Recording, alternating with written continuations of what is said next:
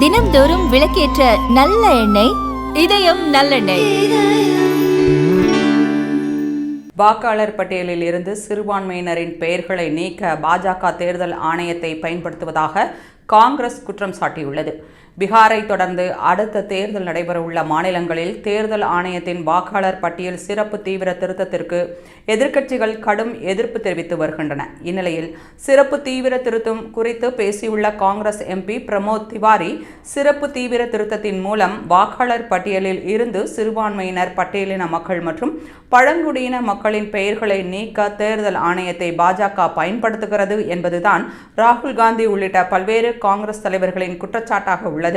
கடந்த மக்களவைத் தேர்தலின் போது பட்டியல் ஜாதியினர், சிறுபான்மையினர், ஏழைகள் மற்றும் பிற்படுத்தப்பட்ட வகுப்பைச் சேர்ந்த மக்களின் வாக்குகளை குறைப்பதே பாஜகவினரின் நோக்கமாக இருந்தது. தேர்தல் ஆணையத்தை பயன்படுத்தி அம்பேத்கர் அரசமைப்பின் மூலமாக மக்களுக்கு வழங்கிய வாக்குரிமையை பறிக்க பாஜக முயற்சி செய்கிறது என்று தெரிவித்துள்ளார்.